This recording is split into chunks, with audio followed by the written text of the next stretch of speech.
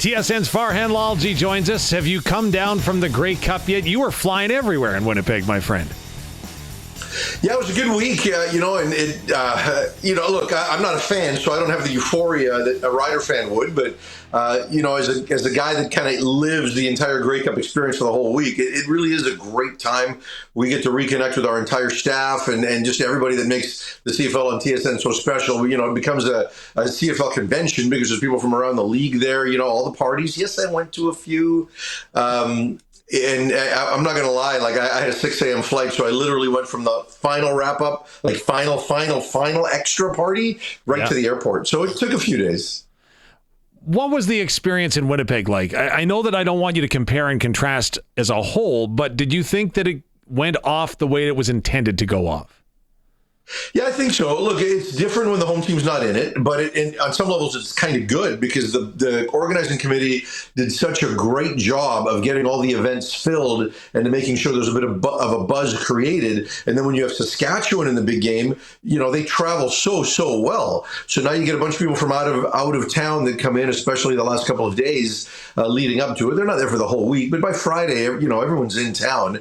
It really adds a lot to everything that's going on. So the Grey Cup committee did a great job. The Saskatchewan fans coming to it just added so much to the event. So, it did. And every year you kind of worry because it's not often a home team is in it. And, what's it going to look like? But once the game sells out and the events sell out and, the awards show, it all comes off really well. And thankfully the weather wasn't so bad that people weren't willing to walk around. Well, before I present you with an interesting business proposition, I will get your take. 10 million viewers. The numbers are up online and streaming. That's a positive all the way around, isn't it? Nobody can find fault in that, can they? No, and 4 million on TV that watched, that was kind of our average viewing audience. And that's up from last year. And it continues to trend up in the post-COVID era. The Grey Cup is still a really, really important event in Canada. So, I think he's also cinematic, presentations that they do. And I just think people are investing a lot more in content, and that comes out in more people being engaged with the Grey Cup. Okay, now for the business opportunity. I think if you wanted to line your pockets, you should sell the seat next to you and Dave Naylor at a Grey Cup because it is worth every penny hearing your analysis as the game goes on.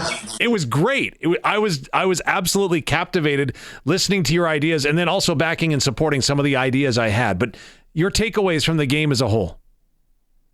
It was good, and look, I've said on this show, much to the chagrin of Barney, that I picked Montreal to beat Saskatchewan in the Grey Cup at the start of the year.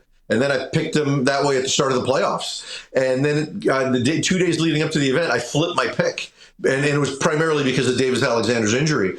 Al's get off to a flying start early, but then Saskatchewan comes back, gets a bunch of points, takes a big lead. And then it kind of felt like some of those, from 12 years ago when these two teams played, where it was kind of Montreal that hung around long enough to get back in the game and make a big play at the end. And, they hung around again and they were able to get some things going in the fourth quarter. And Davis was able to summon everything he had, given the fact he wasn't playing at 100%. And, an epic play to really be the decider with that fumble by Shea Patterson down near the goal line. And, it was an entertaining game, right? And I'm glad Trevor Harris won.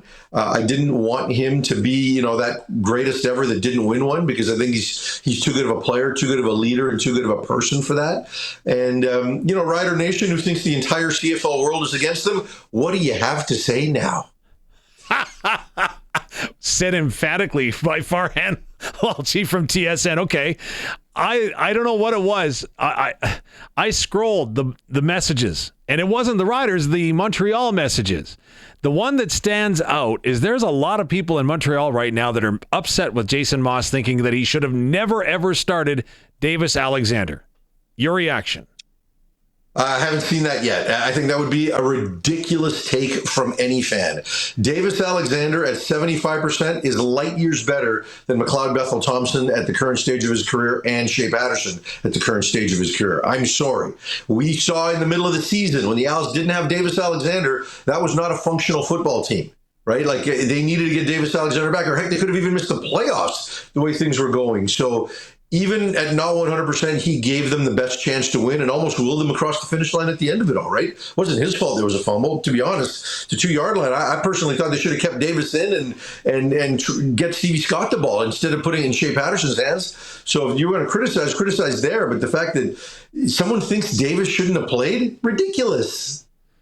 Okay, my French isn't what it used to be, but trying to read between the lines, there is a sentiment that perhaps the Saskatchewan Roughriders did not win the Grey Cup. The Montreal Alouettes lost the Grey Cup.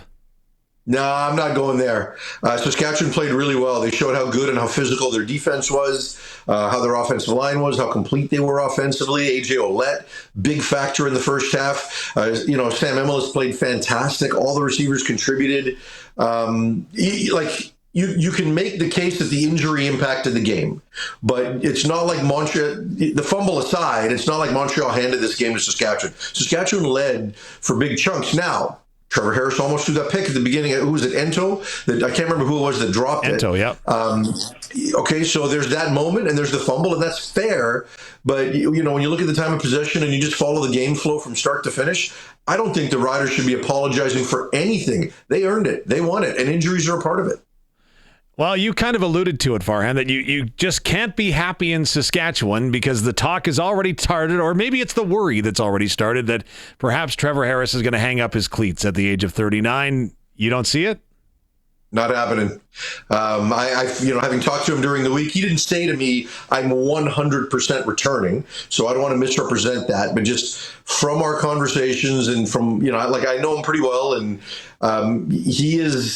this is the best football he's played in his career, right? Like, the game has slowed down for him at such a level, and his body is able to keep up. Why would you stop now, right? He gets paid pretty well, right? He'd probably make $500,000. I don't know what he's going to get doing that right out of the gate. Like, you make this as long as you can, and if you can sign another 1 or 2 year deal, I fully expect Trevor Harris to be back at quarterback for the Riders next year. So then what would you expect behind him? Do we see Jake Mayer? Do we see Tommy Stevens? Do we see Jack Cohn?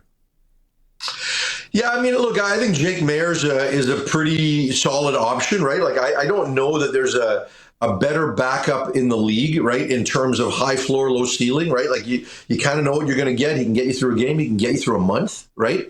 I think he's a solid quarterback. I think people have concerns about the upside, right, in terms of deep ball passing ability and consistency over the years, and most people just view Tommy Stevens as a short yardage, fall forward guy, right? Like, they don't view him as a future quarterback. So, have you seen enough in Jack Cohn to decide you want to elevate him over Mayer? I would probably say no. Like, when I look around the league, the next one in terms of young talent that I think could eventually be a championship level starter, I would say that would probably be Taylor Powell in Hamilton. And then I think the other really, really solid quarterback that should make a fan base feel comfortable, not necessarily as the guy of the future, but as the guy that now, if needed, because you got an aging starter, I think it's Jake Mayer.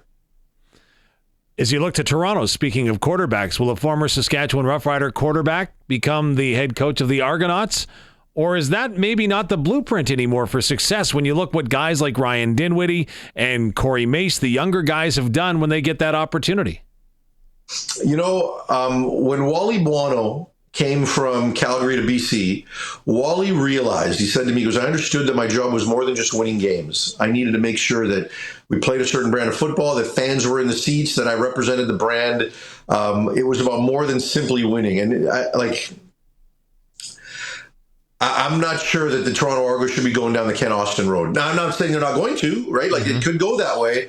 But, when they took a chance and hired Ryan Dinwiddie, who didn't even have head coaching experience, he didn't have play calling experience outside of like a couple games in Montreal. Like, they took a leap of faith. It worked great for them. Oh, how about the Saskatchewan Roughriders, who took a shot on Corey Mace as a first-time head coach and hit that one out of the park?